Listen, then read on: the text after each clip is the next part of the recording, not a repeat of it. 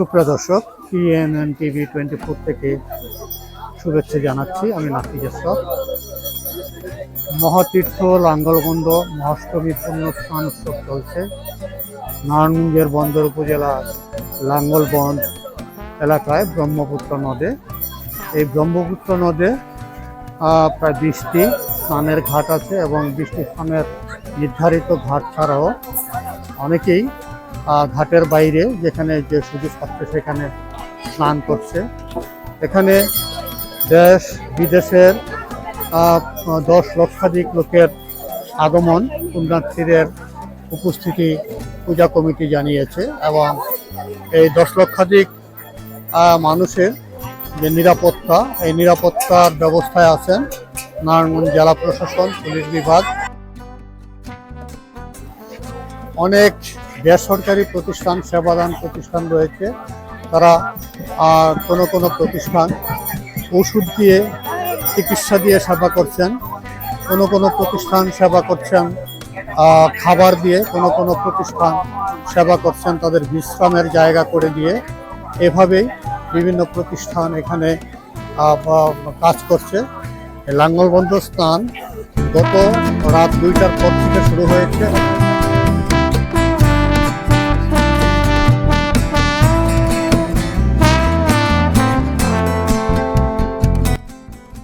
আমরা এটা লাঙ্গলবন্দের স্থান, একটা পবিত্র তীর্থস্থান। এখানে মানুষ তার মনকে শান্ত এবং তার পবিত্রতার জন্য এখানে আসি। আর কথিত আছে আমাদের ধর্মে যে বিষ্ণু পুরাণে যে বিষ্ণুর এক অবতার ছিল পরশুরাম, তার হাতের কুঠার এই লাঙ্গলবন্দে ব্রহ্মপুত্র নদীর তীরে পড়ে যায়। তখন থেকে পরশুরামের বিলীন হয়ে যায়। আর সেজন্য লাঙ্গলবন্দ তীর্থস্থানটাকে আমরা পুণ্যস্থান হিসেবে খুব মানি এবং সবাই এখানে আসে। শুধু আমাদের না বাংলাদেশ না, সারা দেশের লোকই এখানে আসে পুণ্যস্থান, তাদের মন পবিত্র এবং মন পুণ্য অর্জন করার জন্য।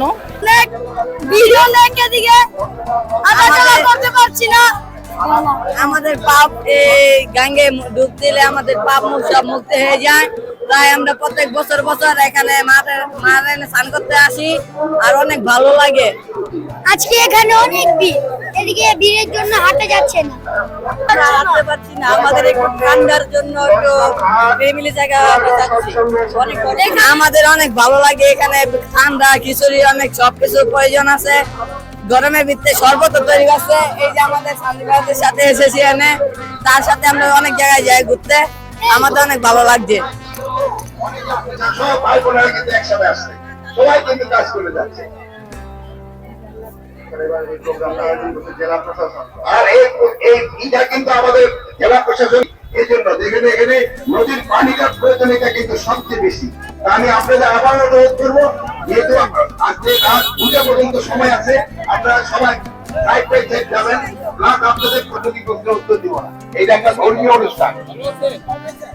আচ্ছা, আপনারা ভালো থাকেন সবাই। আচ্ছা, থ্যাংক ইউ, ধন্যবাদ।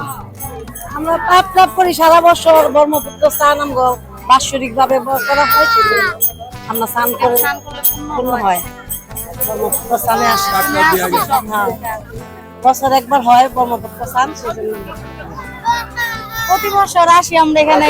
যে যত পাপ আসে সব পাপ ধুয়ে যায় স্নান করলে। আমরা আদিকাল থেকে জেনে আসছি, এই কারণে ব্রহ্মপুত্র স্নানে স্নান করলে পাপ হয়। এই জন্য আমরা প্রতি বছর আসি, পূর্ণ তীর্থে সবাই ভক্তদের মিলনের জন্য করার জন্য আসি। স্নান করতে আসি, প্রত্যেক বছর স্নানটা হয়। আমরা কত পাপ টাপ করি, সব মানে স্নানের সাথে ধুয়ে যায়।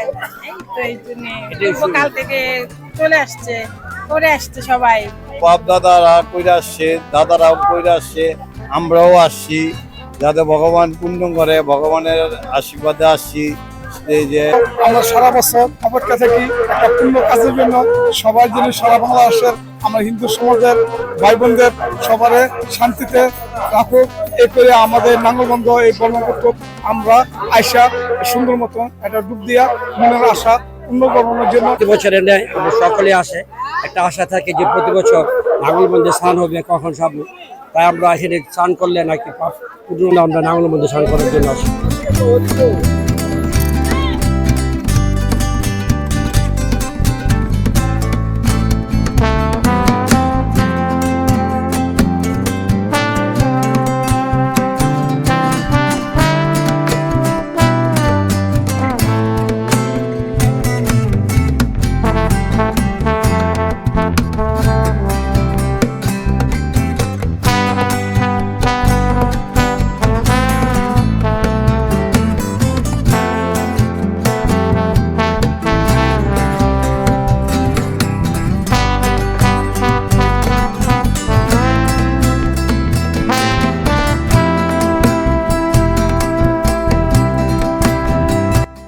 এই তীর্থভূমি প্রেমতলায় আমরা সবাই আইসা সবাই আমরা সারাদিন আইন প্রশাসন সবাই ট্যাকেল দিচ্ছে আমাদের।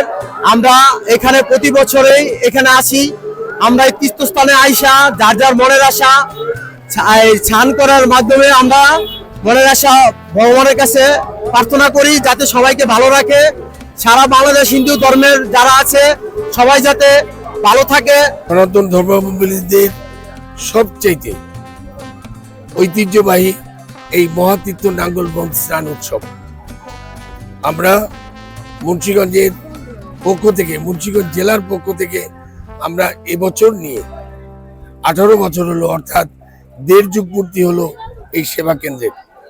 আমরা সেবা কেন্দ্র থেকে যে সেবাগুলো দিয়ে থাকি সেটি হচ্ছে পুণ্যার্থী যারা আসেন আমাদের সেবা কেন্দ্রে তাদেরকে আমরা অন্নপ্রসাদ দিয়ে থাকি এবং ছোট শিশু বাচ্চা যারা দুধ খায়, গরুর দুধ, সেই দুধের ব্যবস্থা করি।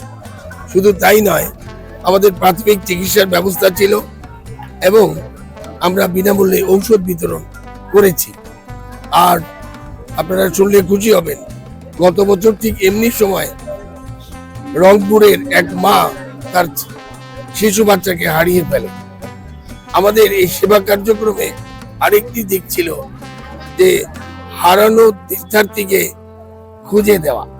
আমরা সফল হয়েছিলাম তার মায়ের কোলে শিশুটিকে আবার ফিরিয়ে দিতে।